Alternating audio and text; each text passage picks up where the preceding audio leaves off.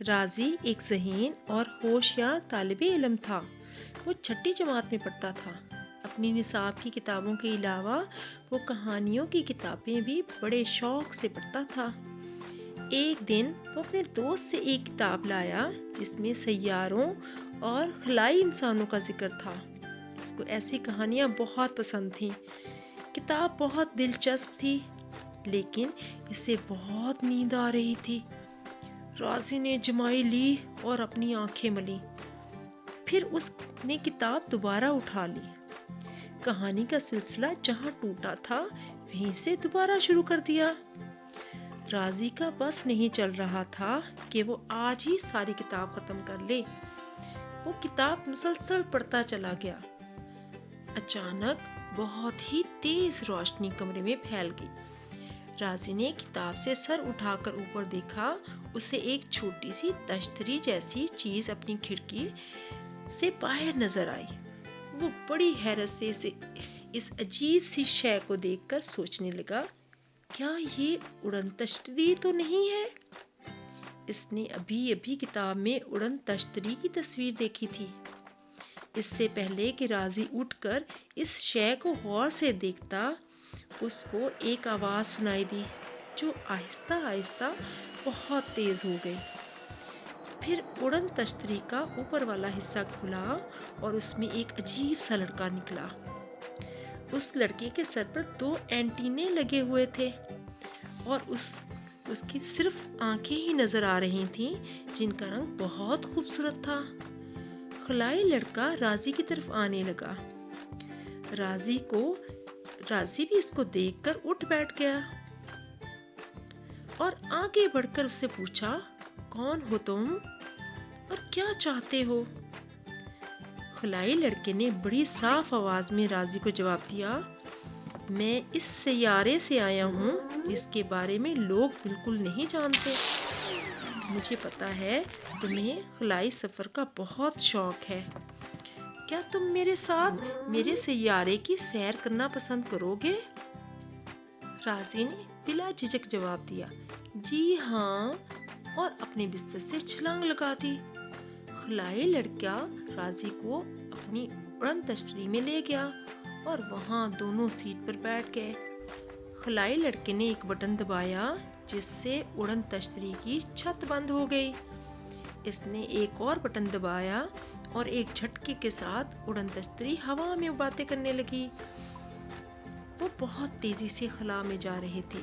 राजी ने जमीन की तरफ देखा तो वो उसे बहुत ही छोटी नजर आ रही थी। फिर उसको आगे चांद नजर आया। उसकी सतह पर गड़े और पहाड़ से साफ दिखाई दे रहे थे। राजी ने चांद को करीब से देखना चाहा, मगर उड़न तश्तरी बहुत तेज रफ्तार से आगे बढ़ रही थी। थोड़ी देर बाद राजी ने महसूस किया उड़न तश्तरी की रफ्तार कुछ कम हो गई है। खलाई लड़के ने बताया कि वो जल्द सियारे से उतरने वाले हैं। राजी को एक हल्का सा झटका लगा और इसके साथ ही उड़न तश्तरी रुक गई। राजी ने बड़े तजस्सुस से पूछा, हम कहाँ हैं? खलाई लड़के ने जवाब दिया, तुम जल्द ही सब कुछ देख लोगे। और ये कहकर वो राजी को लेकर उड़न तश्तरी से बाहर आ गया। राजी को हर जगह चट्टानें और पहाड़ियां नजर आ रही थीं। उसे याद आया कि अमरीकी चांद की सतह पर पाए जाने वाले पत्थरों के टुकड़े जमा करके अपने साथ जमीन पर लाए थे। उसने सोचा वो भी कुछ पत्थरों के टुकड़े वापसी में अपनी यहाँ से ले जाएगा। खलाई लड़का उसको लेकर एक बहुत बड़ी अजीबोगरीब चट्टान के पास गया। चट्टान पर छोटी छोटी खलाई तश्तरियां बनी हुई थीं। उसने वहां लगी एक छोटी सी उड़न तश्तरी को दबाया। चट्टान अपनी जगह से हट गई और एक दरवाजा खुल गया। दोनों ने अंदर कदम रखा और एक लंबी सी सुरंग से होते हुए एक बाग में जा पहुंचे। इतना हसीन बाग राजी ने पहले कभी नहीं देखा था। ये जगह इंतहाई खूबसूरत और दिलकश थी। अभी वो कुछ दूर ही गए थे कि राजी को एक मछलियों का बड़ा सा तालाब नजर आया। उसमें किस्म किस्म की बड़ी, छोटी, तेज, चमकदार, रंग बिरंगी मछलियां थीं, जो जमीनी मछलियों से बहुत मुख्तलिफ थीं। इन मछलियों और खूबसूरत फूलों की देखभाल कौन करता है? राजी ने पूछा। हमारे सैयारे पर ये फूल और मछलियां अपनी देखभाल आप ही करते हैं, खिलाई लड़के ने जवाब दिया। फिर उसने कहा कि आओ अब कुछ खाते हैं, तुम्हें भूख लगी होगी। ये कहकर वो राजी को एक बहुत बड़े कमरे में ले गया, जहां बहुत लंबी खाने की मेज भी थी। वो दोनों वहां बैठ गए। राजी सोच रहा था कि खाना कब आएगा। उसने एक खलाई आदमी को आते देखा, जिसके हाथ में 4 शीशियां थीं। इनमें भूरी, हरी, नीली और सफेद गोलियां थीं। फिर इसने चारों शीशियों में से एक एक गोली राजी और खिलाई लड़के की प्लेट में रख दी।